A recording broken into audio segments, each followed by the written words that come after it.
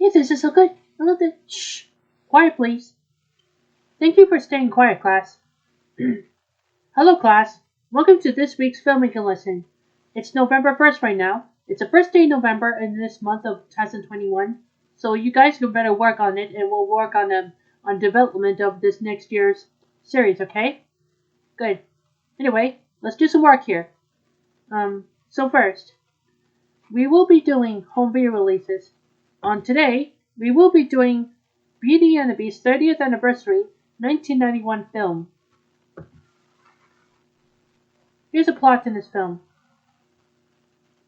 An enchantress disguised as a beggar woman who offers a rose to a cruel and selfish prince in exchange for shelter from a storm.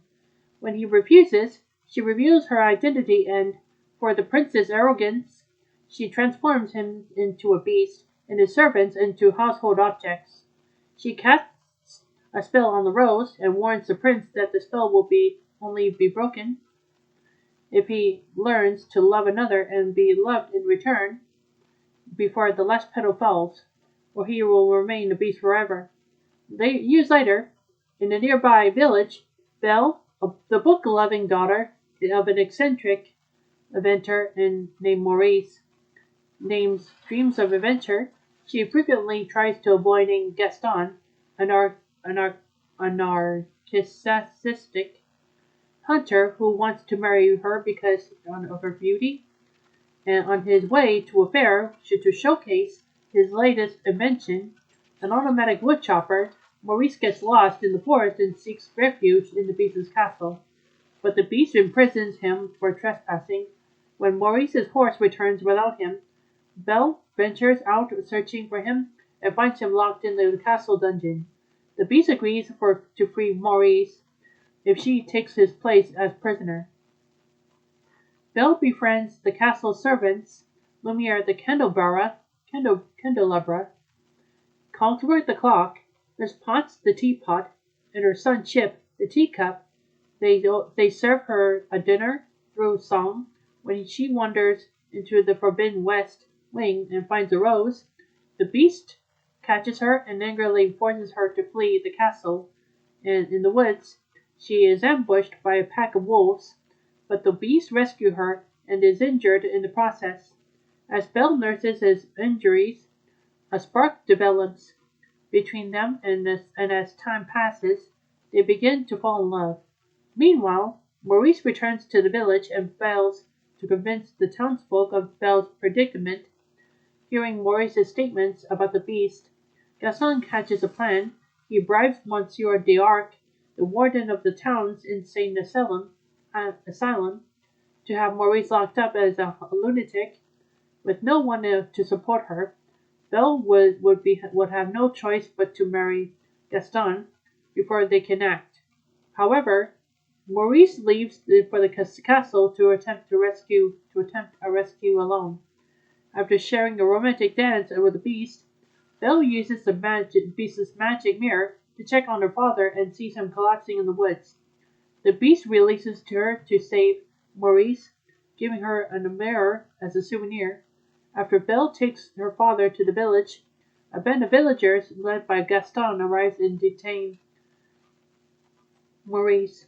Belle uses the mirror to show the beast to the townsfolk, proving that her father's sanity. Realizing that Belle loves the beast, a jealous Gaston has her and her father locked in the basement and rallies the villagers to follow him to the castle to slay the beast. With the help of Chip, who arrived at their house as a stowaway, and Maurice's wood-chopping machine, Maurice and Belle escape and rush back to the castle. During the battle, the beast's servants fend off the villagers. Gaston attacks the beast on his tower, who is too depressed from Belle's departure to fight back but regains his spirit upon seeing Belle return. He defeats Gaston but spares his life before reuniting with Belle. However, Gaston fatally stabs the beast with a knife and falls into his death. The beast dies in Belle's arms before the last petal falls. Belle tearfully professes her love to the beast, and the spell is undone, reviving the beast and restoring his human form, along with all his servants in his castle. The prince and belle host a ball for the kingdom where they dance happily. Alright, on on on tomorrow we will be doing the Mad Max The Road Warrior 1981 film. Here's a plot to this film. Following a global war and the collapse of civilization after oil supplies were nearly exhausted, the world is in a state of barbarism, haunted by the death of his family. Former policeman Max Rockensteinski now roams the desert wilderness of a post-apocalyptic Australia in the scar. Black, supercharged V8 pursuit special, scavenging for food and petrol. Max's only companion is an Australian cattle dog. After driving off a gang led by an unhinged biker warrior Wes and taking petrol from one of their wrecked vehicles, Max finds an apparently abandoned gyrocopter and decides to collect its fuel, but is ambushed by the pilot. Max manages to overpower him and spares his life in return for being led to an oil refinery that the pilot has discovered. When they arrive, Max finds the compound under siege by the marauders, a motley gang of drivers and motorcyclists, of which Wes is a member. The marauders' leader, a large masked man called Lord Humongous, has his gang attacking the complex daily, believing that the compound contains fuel reserves. Biding this time, Max sees an opportunity when several groups of the settlers attempt to break out of the besieged compound and are chased down by the marauders. Max rescues a single survivor of one group and strikes a deal to return him to the complex in exchange for fuel.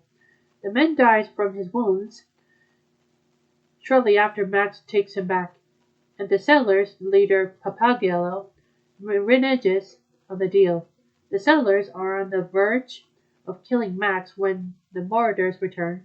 Although West wants to kill all the settlers after his partner is killed by the metal boomerang thrown by a feral child living within the complex, Humongous offers the settlers safe passage in exchange for the fuel supply.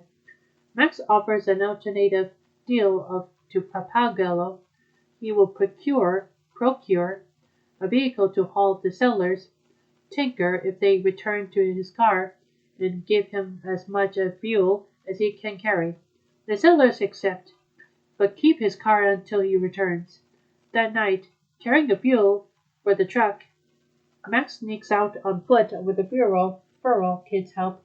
He again encounters a gyro captain and forces him to carry the fuel to the truck.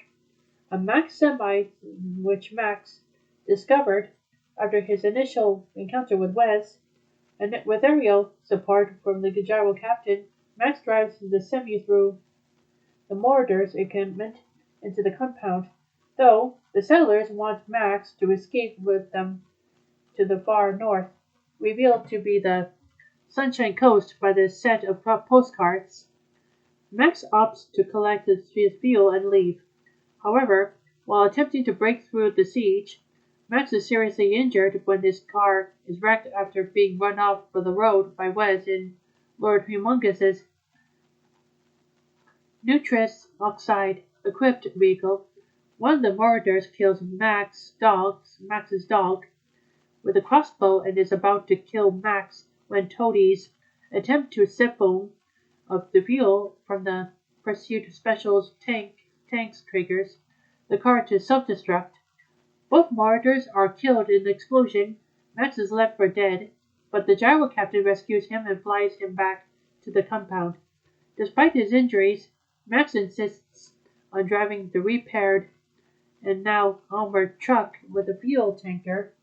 He leaves the compound, accompanied by the feral kid with a Pagallo and several of the settlers in armored vehicles to provide protection.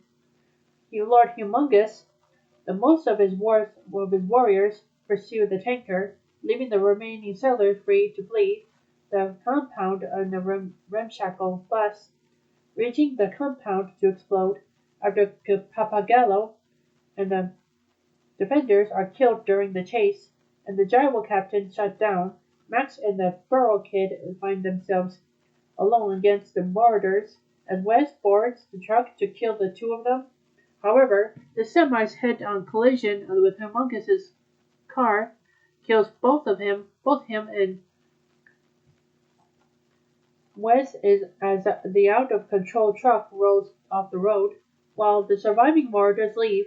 As the injured Max carries the Burrow Kid from the wrecked tanker, he sees it not oil, but sand leaking from the tank, revealing it to be a decoy, which allowed the other sailors to escape with the fuel and oil drums hidden inside their vehicles. With Papagallo dead, the gyro captain succeeds him as their chief and leads the sailors to the coast, where they establish the Great Northern Tribe. The Furrow Kid, as an adult and Northern Tribe's new leader, is revealed as a film's narrator, reminiscing about the road warrior who departed for parts unknown and now lives only in legend. All right. On Wednesday, we will be doing Mad Max Beyond Thunderdome 1985 film. Here's a plot to this film.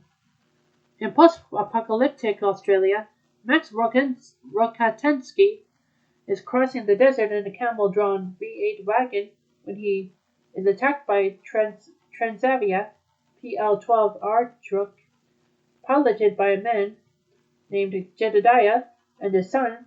They steal his wagon and belongings, and Max continues on foot, following their trail to survivor community named Bartertown, which has rebuilt ramshackle vestiges of basic civilization.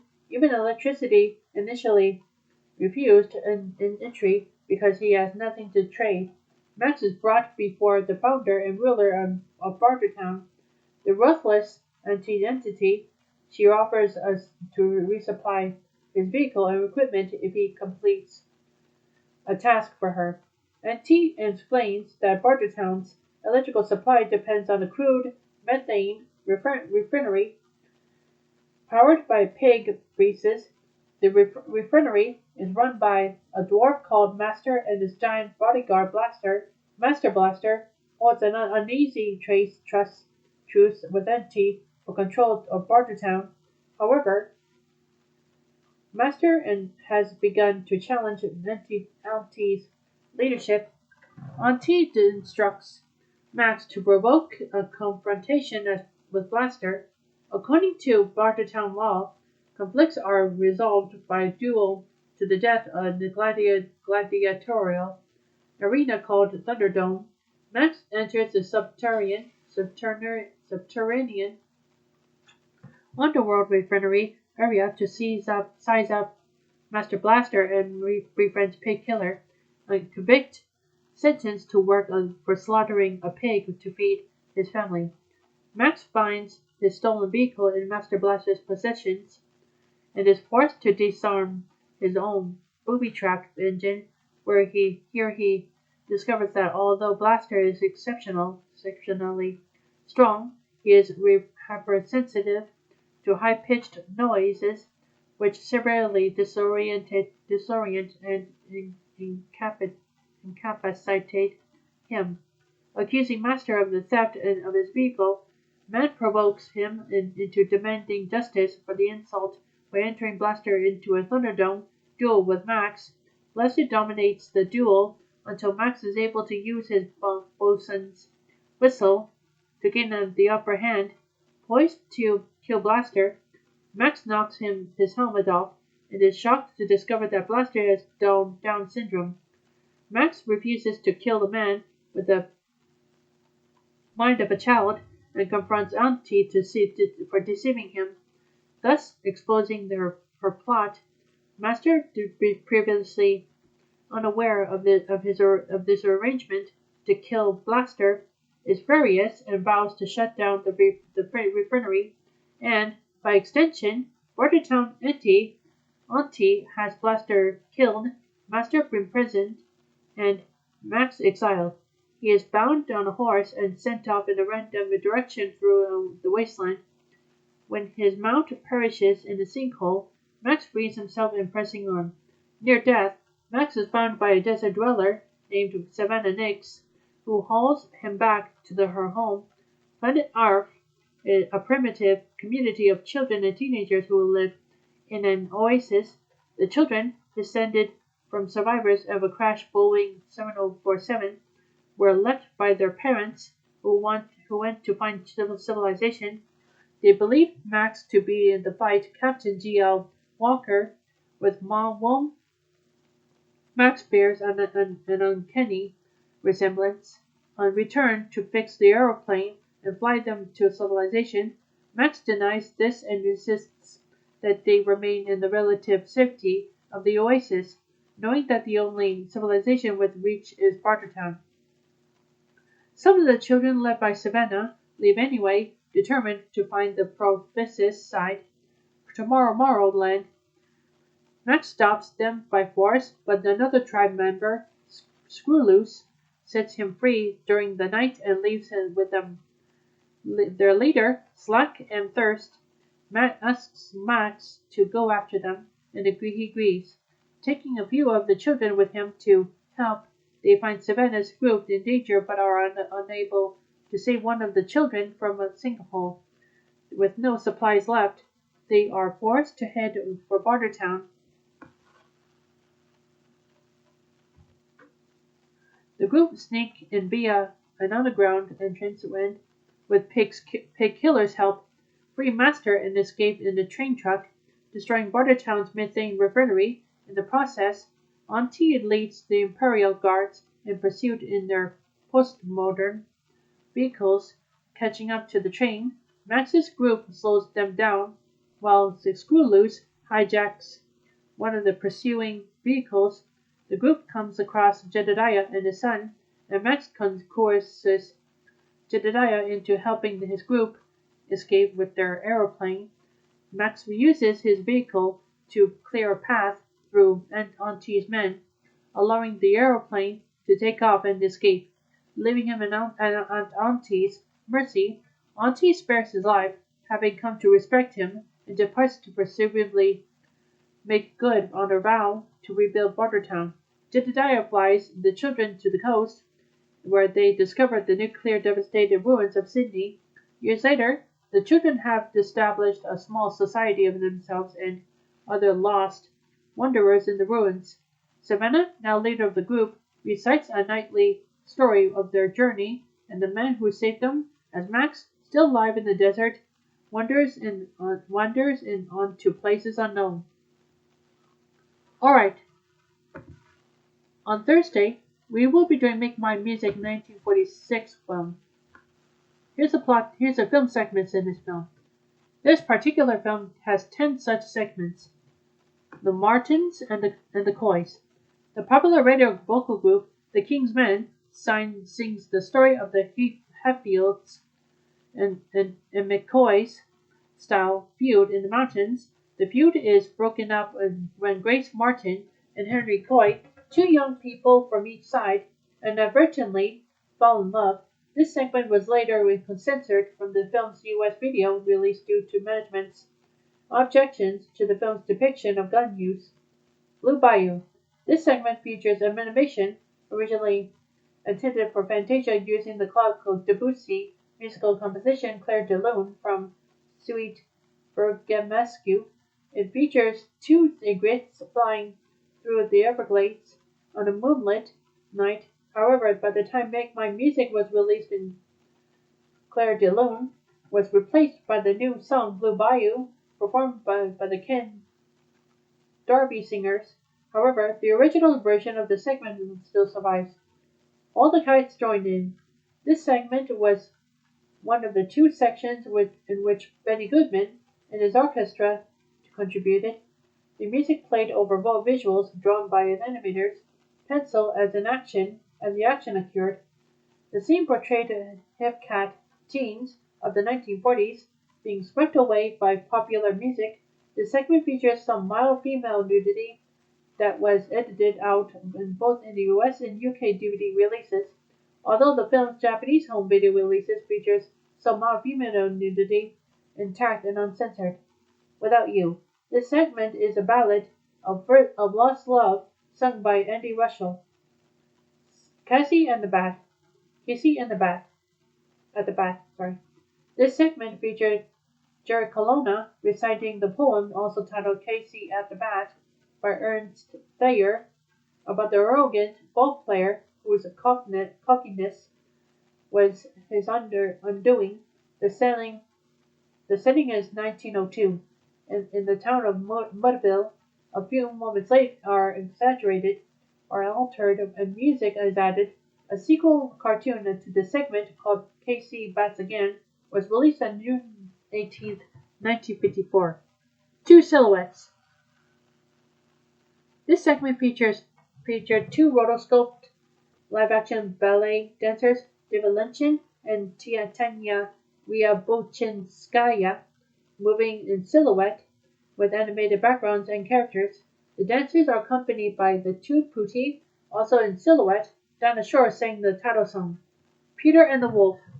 The segment Peter and the Wolf is an animated dramatization of the 1936 musical composition by Sergei Prokofiev, with narration by actor Sterling Holloway. A Russian boy named Peter sets off into the forest and to hunt the wolf with his animal friends.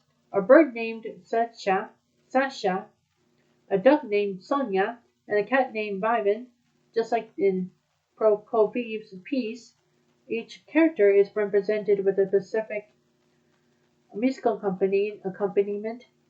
Peter by the string quartet, Sasha by the flute, Sonia by the oboe, Ivan by the clarinet, Grandpa by the bassoon, the shooting of the hunters' guns by the kettle drums, and the evil wolf primarily by horns and cymbals. After You've Gone.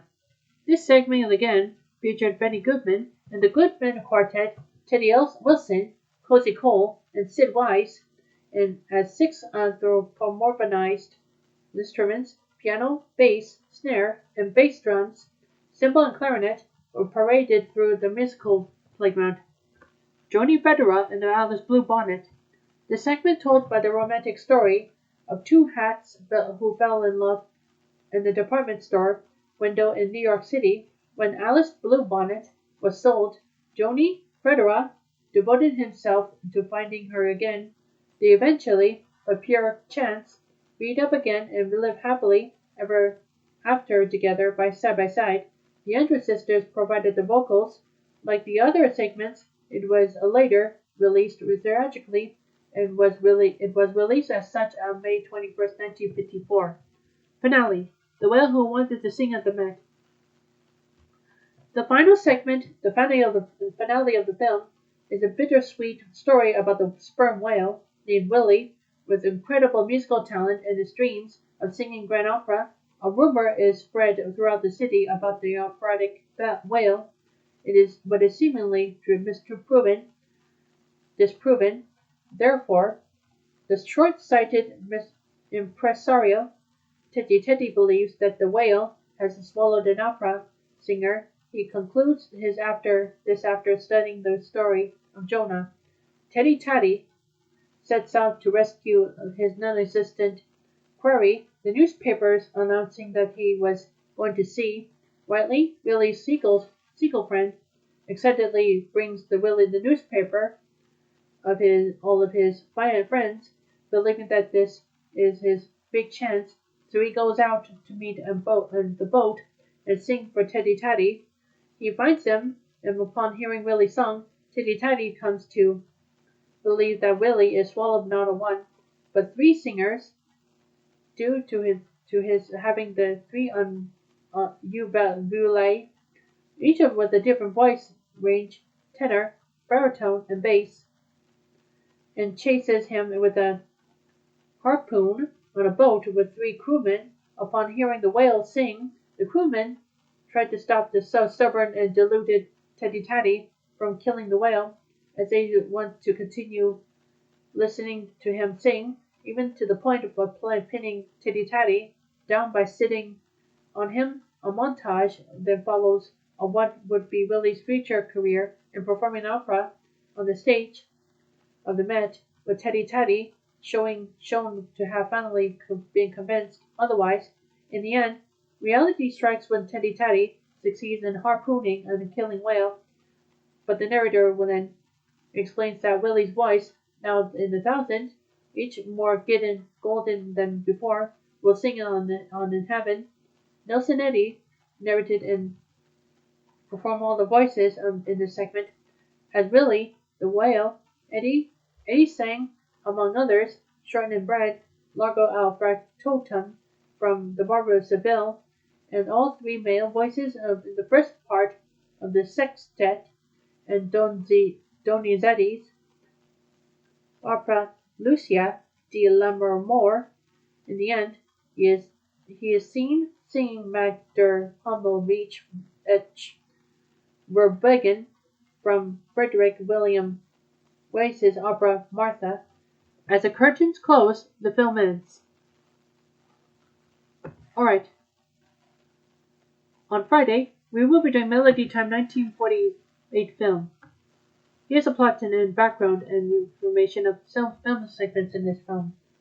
According to Disney, the film's plot is as follows.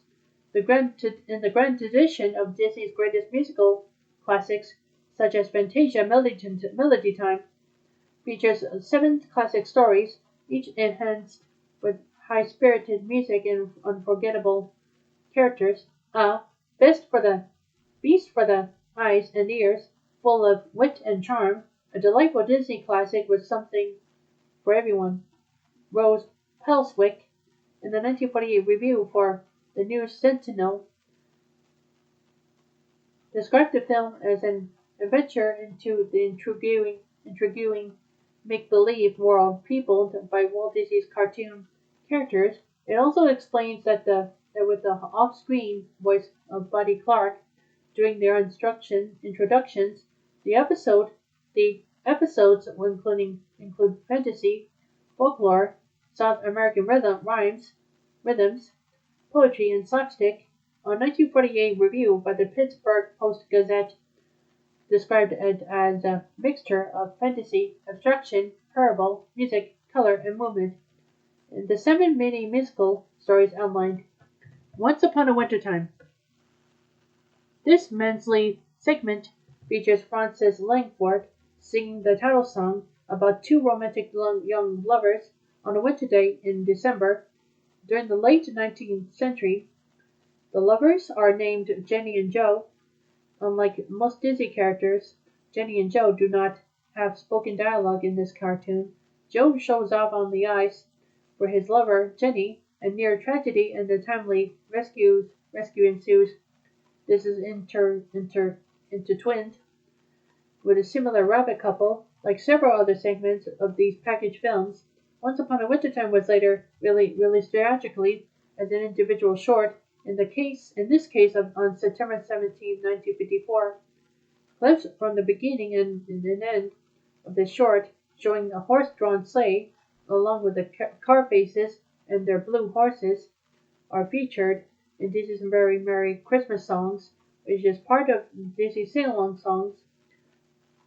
As a background movie for the song Jingle Bells, also belong to the car faces and their blue horses.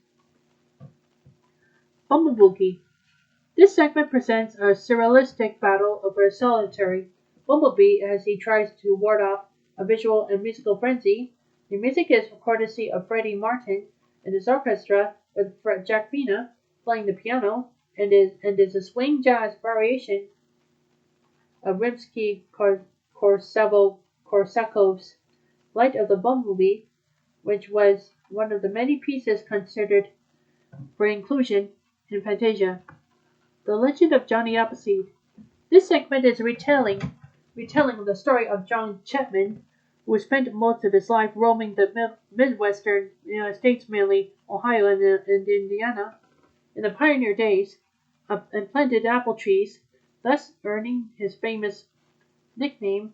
He also spread Christianity. Dennis Day narrates as an old settler who knew Johnny well, and provides the voices of both Johnny and his guardian angel. This segment was released independently on December 25, 1955, as Johnny Appleseed. The piece has a running time of 17 minutes, making it the film's second longest piece before being adapted as a segment in Melody Time. The story of Johnny Appleseed was first immortalized around campfires, then later turned into a storybook form. Little Toot. This segment is based on the story of Little Toot by Hardy Gramatke, in which the title protagonist, a small tugboat in New York City, wanted to be just like his father Big Toot, but could not seem to stay out of trouble.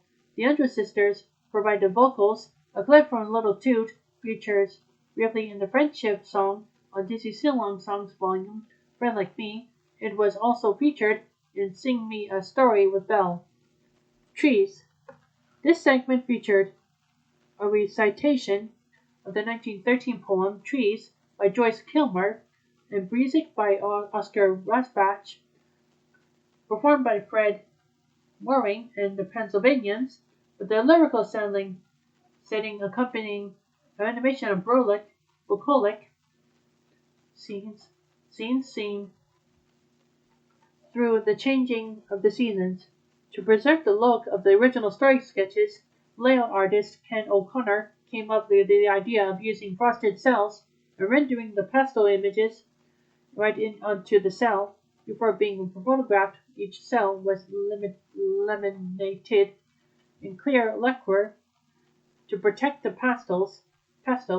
The result was a look that had never been seen in animation before. Blame it on the samba. This segment has Donald Duck and Jose Carioca meeting with a raccoon bird who introduces them to the pleasures of the samba.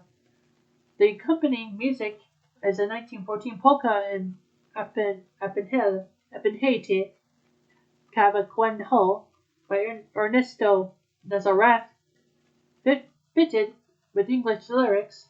The Dining Sisters provide the vocals while organist Ethel Smith appears in a live-action role. Pickles Bill. The film's final segment is about Texas' famous hero Pickles Bill. He was raised by coyotes and later became the biggest and best cowboy that ever lived. It also featured his horse Widowmaker and recounts the ill-fated romance between Bill and the beautiful cowgirl named Sue when he falls in love with at first sight.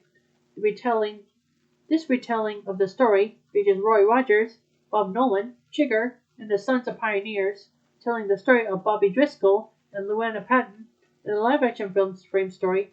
The segment was later edited on the film's NTSC video release, except for the PAL release, to remove all parts of Bill smoking the cigarette and almost the entire tornado scene with Bill rolling his cigarette and lighting it with a lightning bolt. With both the cigarette and the tornado scene were restored from the film, was released on Disney Plus with a total running time of 22 minutes. It is the lengthiest piece. Alright. Also on Friday, we will be doing 9 Days, 2020 film. Here's the plot in this film. Will is an arbiter who judges souls before they inhabit bodies in the living. He lives in an isolated house in the middle of the desert, interviewing candidate souls for the opportunity to be born. If they are not selected, Will gives them a parting memory before their existence is erased. His only company is Kill, a soul who did not disappear and has since assisted in Will's interviews. Will spends his days watching and taking notes on a multitude of television screens, each displaying the life of a different individual that has previously selected is Amanda, a 28-year-old violin prodigy. However, on her way to a large concerto, Amanda drives too fast on the highway and crashes it into an overpass, killing her. As Will grapples with Amanda's death, candidates begin arriving to interview for the vacancy.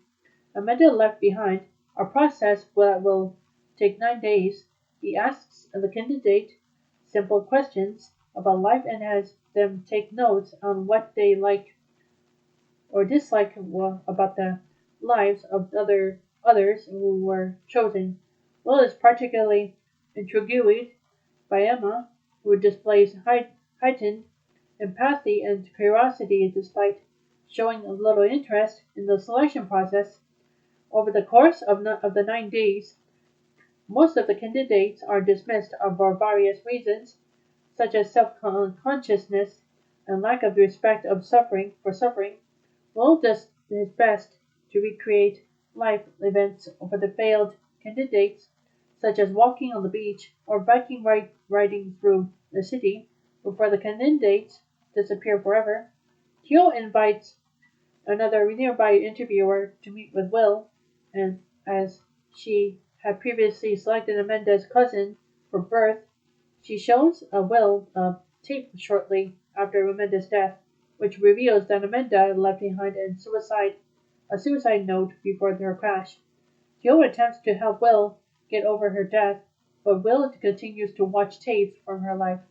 Unable to understand why she did it, Will has told Emma that he cannot tell her anything about his previous life, but in response to her showing concern for him, he now indicates that in his previous life he once gave a theater performance that made him feel alive, but never pursued his passion after that.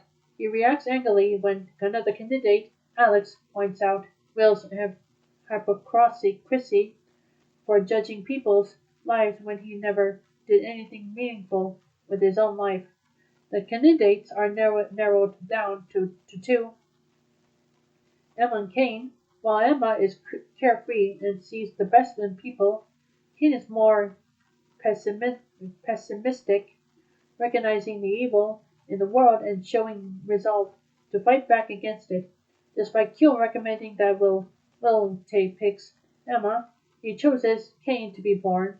When Will offers Emma as a last experience, she writes something down on which Will says he can't do. Emma then declines a last experience and opts to walk across the desert until she disappears. Will later finds a note from Emma where she thanks him and explains she wrote happy memories and she had during the interview process. Will finds them written all over the house, feeling regret.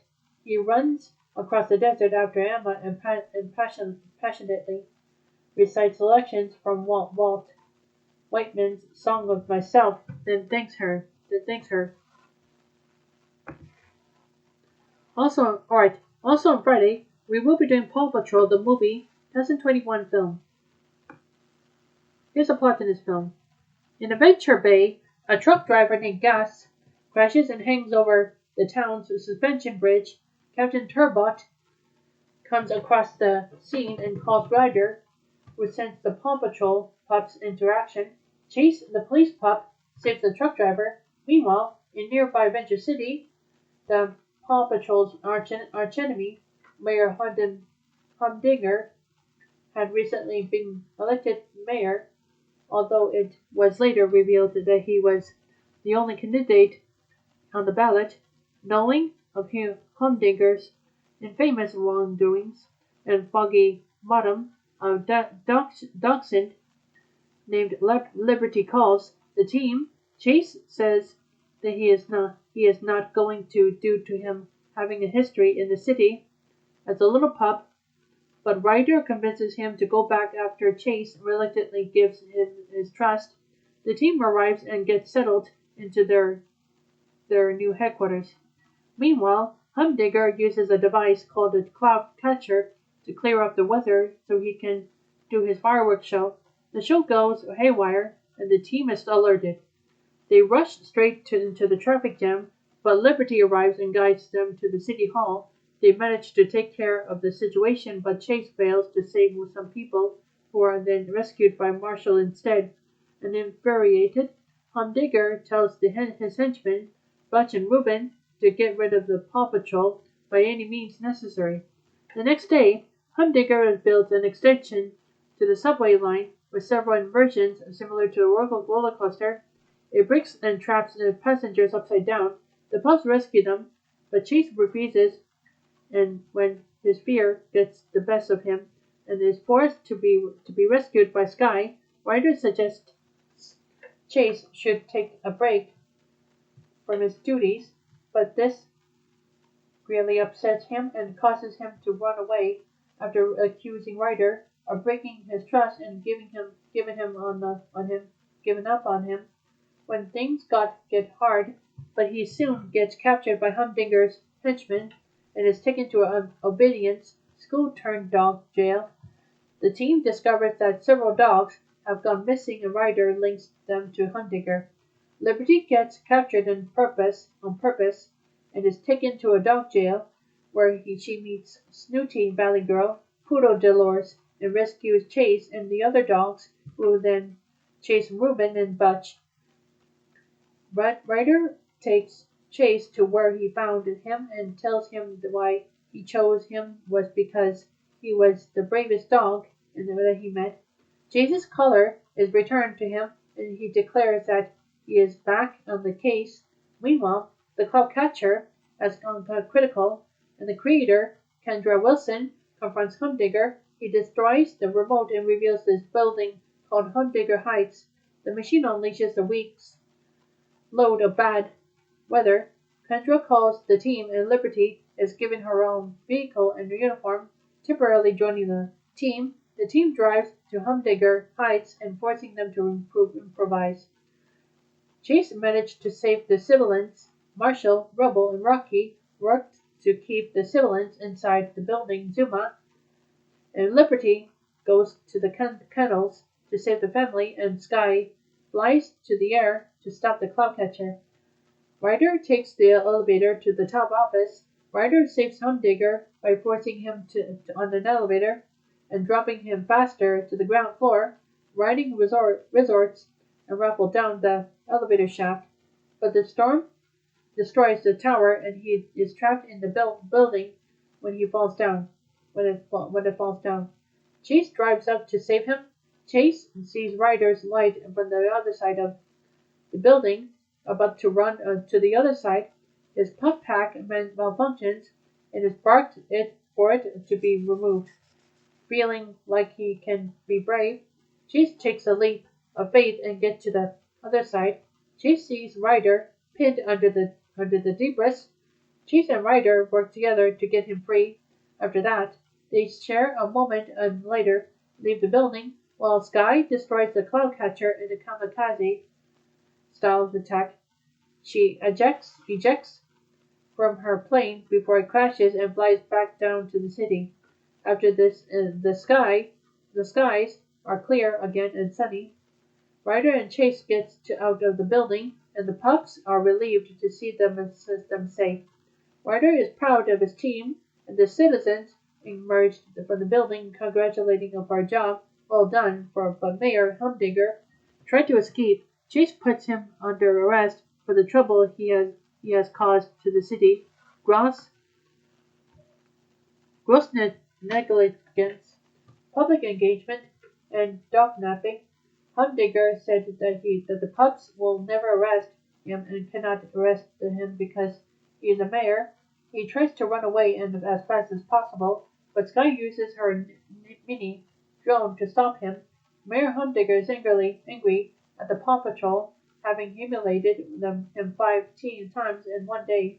The team is given the key to Avenger City in a major ceremony. Liberty becomes an official member, finally fulfilling her aspirations of doing so, and is given her own color and pup tag.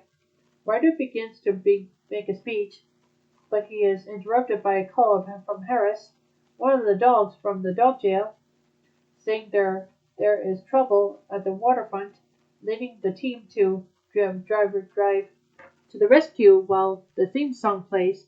In the credits, Mayor Humdinger and the catastrophe crew are shown to have been apprehended and detained for their crimes throughout the film. Alright, also on Friday, we will be doing Pig 2021 film. Here's the plot to this film. Robin Rob Field is a former Portland-based chef turned reclusive truffle fogger living in a cabin deep in the Oregon forests. He hunts for truffles with the help of his prized Oregon pig. He sells the truffles to admire a young and inexperienced supplier of luxury ingredients to high-end restaurants. One night, Rob is assaulted by unidentified assailants who also steal his pig.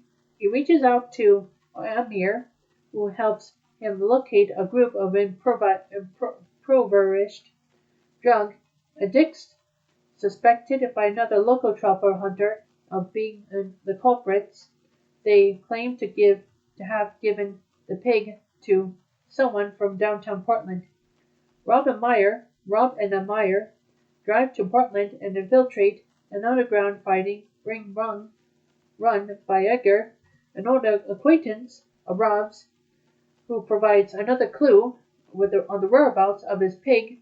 The following morning, Amir voices his admiration for Rob as the chef. Amir reveals that his parents had an unhappy marriage and says their happiest time was after a dinner at Rob's restaurant, before his mother eventually committed suicide. Following Edgar's lead, Rob asks Amir to secure reservations for themselves at Dice, a trendy haute cuisine restaurant. In the meantime, Rob visits the house where he used to live with his wife Lori, whose death compelled Rob to withdraw from society. At Dice, Rob asks to meet with its head chef, Derek, a former pasta chef at Rob's restaurant. Rob pointedly yet empathetically criticizes Derek for opening a contemporary restaurant rather than the pub he always wanted to run. Overwhelmed by the memory of his dream and the reality of his current circumstances, Derek confesses that Amir's wealthy father, Darius, was behind the theft of his pig. Having learned of his existence from Amir, Rob angrily ends his partnership with Amir before going to confront Darius at his home. Darius promises him for $25,000 in exchange for the pig and threatens Rob with the pig's death should he continue his pursuit. Amir visits his comatose mother in a care facility, revealing that she is still alive. He goes to Darius' home to offer him a ride, where Rob admits that he doesn't need his pig to hunt truffles since he reuses the trees, but wants her back because he loves her. He asks Amir to gather a list of items in order to retrieve his pig through different tactics. Rob retrieves a baguette from his former baker, while Amir sources special ingredients, including a bottle of wine from Rob and Lori's personal collection held at the mausoleum containing Lori's ashes. After sneaking back into Darius's house, Rob and Amir cook and serve dinner to Darius, the same dish and wine pairing that Rob prepared for Darius and his wife years earlier at his restaurant. An emotional Darius leaves the table when Rob follows him. Darius confesses that the junkies he hired for the theft had mishandled her. resulting in her death, Rob is devastated. A remorseful Meyer drives Rob back to the diner near his forest home. Despite Meyer's carelessness, Rob decides to resume his partnership with him, returning to the forest. Rob washes his bloody face in the lake before returning to his cabin to play the tape that Lori recorded of herself singing Bruce Springsteen's I'm on Fire to him for his birthday. Alright, also on Friday, we will be doing Zone 414 2021 film. Here's a synopsis in this film. Set in the near future, in a colony of state-of-the-art humanoid robots, when its creator's daughter goes missing inside Zone 414, he hires private investigator David Carmichael to bring her home. David teams up with Jane, a highly advanced and self-aware AI, to track down the missing daughter. Moving through the dangerous iron jungle, they rapidly piece together the mystery, uncovering a crime that leads them to question the origins of Zone 414 and the true purpose behind the City of Robots. Alright, that's all the home video releases we got. So second, we will be doing a TV series over home video releases. It is about Tari Tari. And the episode is called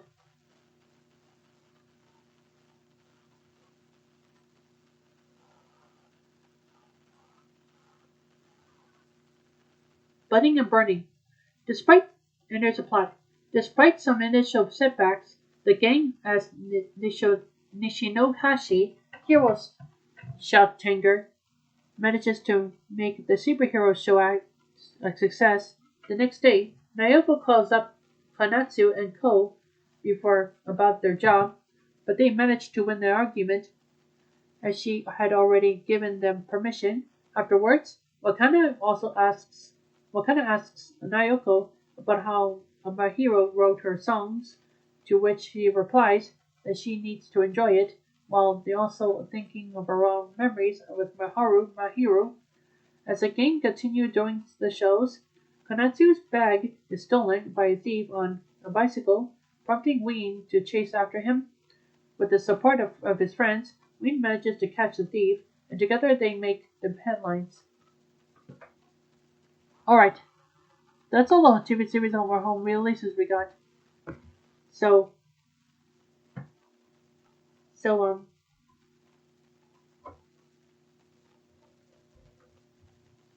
third, we will be doing Emma Monkey Pictures and Donald Roman Count Productions and Donkey Teeth Company shorts.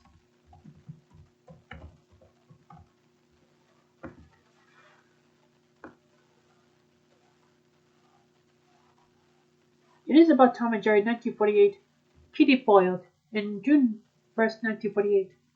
In a summary of this film, it says, a canary saves Jerry from Tom. And it has the first appearance of Kuko. Alright, that's all the shorts we got. So fourth, we will be doing Samsung Galaxy S21 Ultra 5G series. It is about Mimi who is need to get to save magical candies from Gaston, and Swim partners Mimi to save all the magical candies from Gaston. And Mimi stabs Gaston in the back as Gaston reveals as a scent dust and disintegrated away, and as Monsieur d'Arc runs away, and so as LeFou runs away as well. Mimi has a victory when Swim manages to get their Christmas list done before Tsukio Money and Tsukasa Money has showing up as their Santa suit. Alright, that's all I got for today. Let's do some work now. Hey, Ayo Yaragawa. Hi. Hi. Mine's Makoto Sweater. What's yours? You know my name. Okay, this is Kirima. Hello, Ayo Yaragawa. Hi. Okay, you want to come to Ottawa with me? Yep. Okay, let's go to Ottawa and we'll have to stay at the hotel, okay? Okay, good.